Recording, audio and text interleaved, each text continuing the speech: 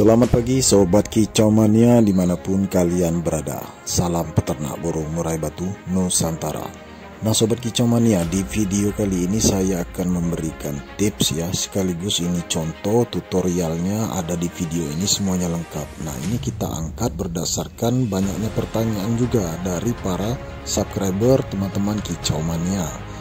Nah pertanyaannya adalah, Om, bagaimana kalau kita punya pejantan pastol? Nah, proses penjodohannya seperti apa? Apakah mau dijodohkan dengan betina yang sudah mapan? Artinya di sini betinanya sudah produksi, Sobat Kicau Mania ya. Jadi, bagaimana proses penjodohannya, pola pakannya seperti apa, ekstra pudingnya, susunannya, dan vitamin apa yang bisa kita pakai? Kenapa pejantan ini tidak tidak menggacor dan tidak mau merayu betina, padahal betinanya sudah birahi. Nah Sobat Kicau Mania, di video ini akan kita bahas, kita kupas sampai tuntas. Simak terus video ini, tonton sampai habis.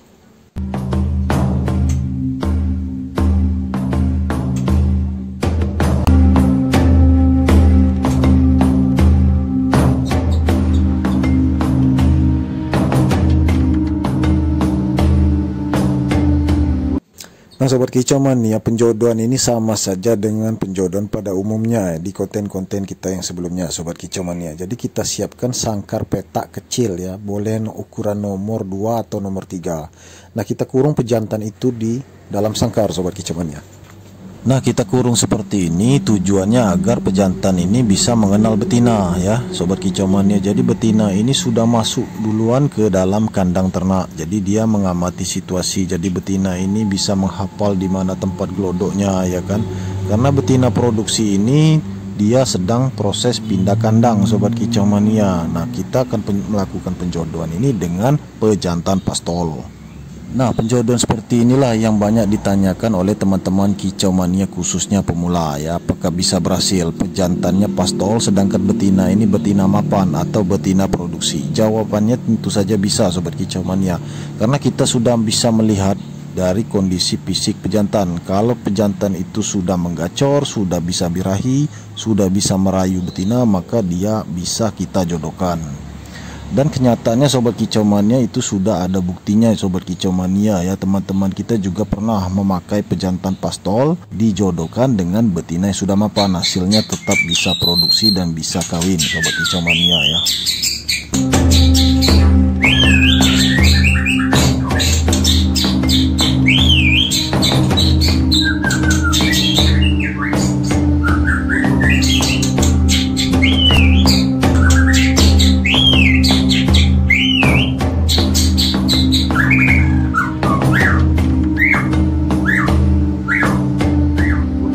Nah kemudian muncul pertanyaan Sobat Kicau Mania dari teman-teman kita ya, khususnya pemula. Kenapa pejantan ini susah sekali susah sekali naik birahi, susah sekali untuk dijodohkan? Itu karena pejantan ini masih usia pastol Sobat Kicau Mania ya, beda dengan pejantan yang usia mapan.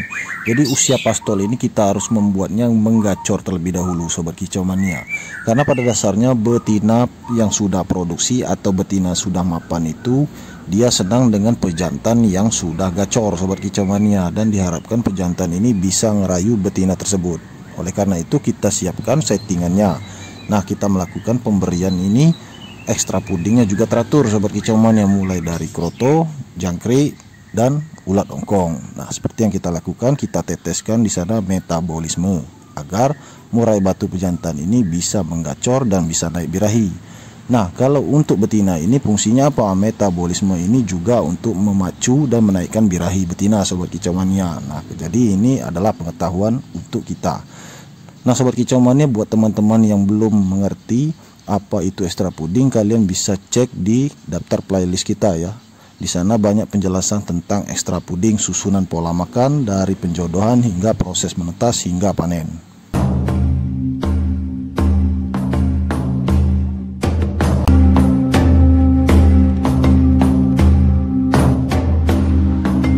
Nah Sobat Kicau Mania, kelihatan di sini bahwa betina mapan ini sudah birahi. dia tampak masuk ke glodok sobat kicau mania. Artinya betina ini sudah mancing duluan, dia sudah siap untuk angkut sarang. Angkut sarang itu adalah tanda-tanda murai betina sudah birahi. Nah, ini perlu kita ketahui sobat kicau mania ya.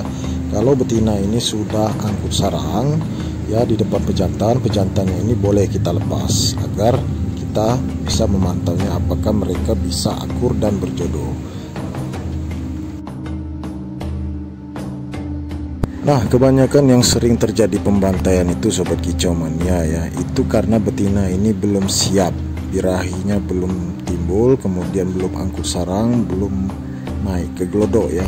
Jadi betina ini dia memeriksa glodok. Jadi kalau dia merasa glodok itu nyaman, dia akan memungut daun cemara untuk angkut sarang atau yang sering kita sebut unjal sarang. Nah, sobat kicau mania, kalau sedang proses penjodohan seperti ini, kalau betinanya belum unjal sarang, kita sudah lepaskan pejantan ini, maka akan terjadi pembantaian apabila mereka sulit untuk akur. Nah, ini sering terjadi di kalangan kicau mania, khususnya para peternak pemula.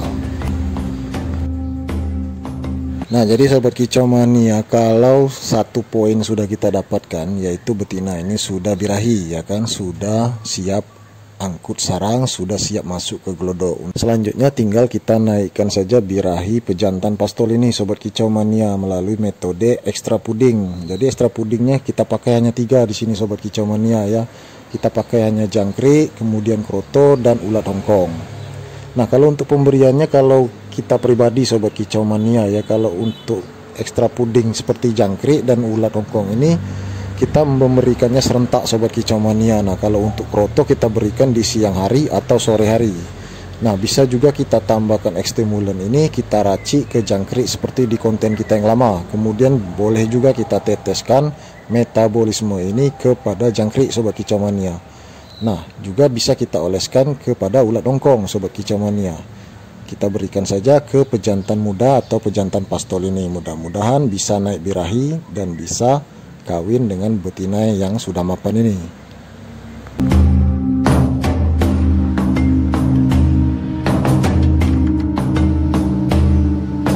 Nah, sobat kicau mania, kalau kalian membaca di kemasan botol metabolis ini, sobat kicau mania, di sana tertera ya, dikatakan di sana itu untuk menambah birahi betina.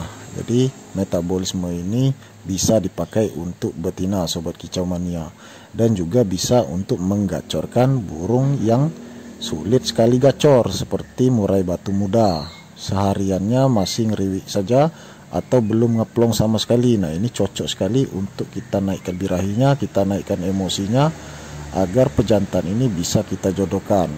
Nah, tujuannya memang untuk menaikkan birahi sobat kicau mania ya. Pada dasarnya metabolisme ini sangat membantu sekali.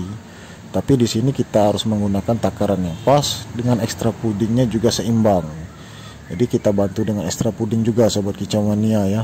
Untuk ulat hongkong ini sobat kicau mania tidak usah terlalu banyak ya sobat kicau mania, karena teman-teman kita banyak yang mengeluhkan ya, apabila terlalu banyak itu hasilnya pejantannya cepat ngelemak.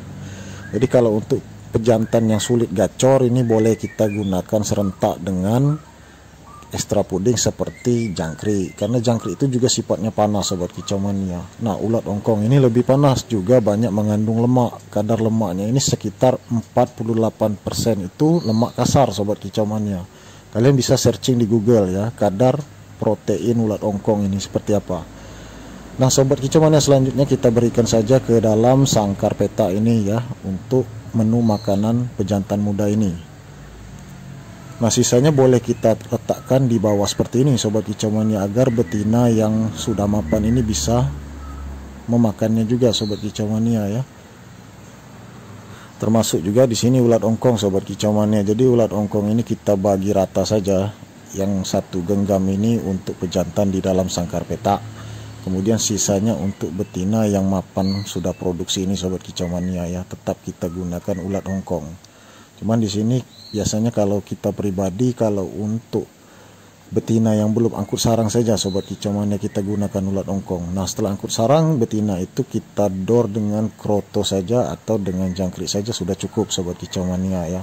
Nah, setelah betina ini bertelur, sobat kicau mania, seperti di konten saya yang sebelumnya, kita gunakan hanya ekstra puding, yaitu jangkrik dan kroto saja tanpa ulat ongkong, sampai dengan proses telurnya itu sampai 3 butir dan proses mau mengeram. Nah, proses mau mengeram kita stop kroto, kita hanya pakai satu saja ekstra puding, yaitu ekstra pudingnya hanya jangkrik, sobat kicau mania ya.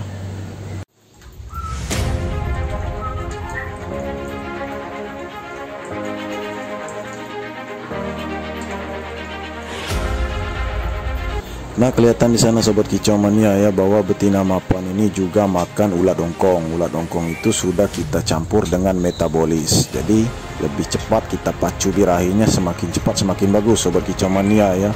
Nah, sambil kita menaikkan birahi pejantan ini, jadi semuanya benar-benar seimbang dan kita harus benar-benar tepat waktu sobat kicau mania ya. Jangan sampai mereka ini salah satunya ada yang tidak birahi, itu bisa fatal dan bisa saling ngebantai. Jadi kalau betina ini sudah birahi, pejantannya belum birahi, maka pejantan ini akan dikejar oleh betina sobat kicau mania.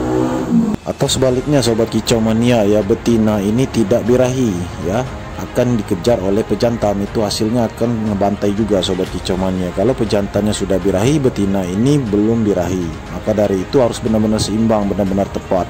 Pejantan dan betina ini harus sama, saling birahi.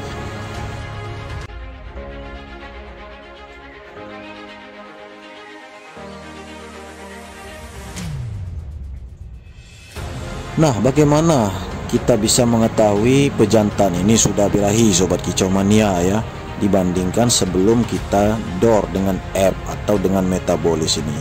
Nah, tentu saja kita tahu ada perubahan sobat kicau mania ya, bahwa pejantan ini akan menggacor, dia akan merayu, sering merayu betina, kemudian betina ini langsung mendekati pejantan.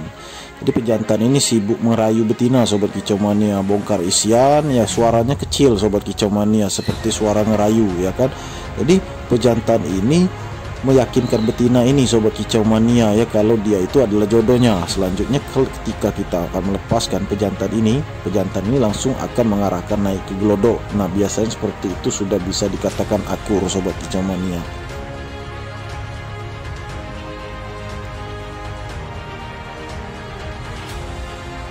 Nah, sobat kicau mania, kita sarankan juga di sini sobat kicau mania, kita jangan terlalu memaksakan untuk mereka ini berjodoh apabila pejantan ini lari ketakutan dikejar betina, karena betina ini lebih besar birahinya ketimbang pejantan ini.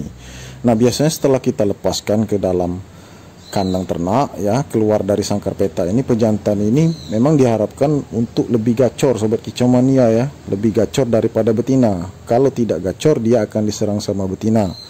Artinya betina ini minta duluan, dia sudah ngembangkan bulunya mengejar pejantan. Nah, pejantan ini bisa hilang birahinya.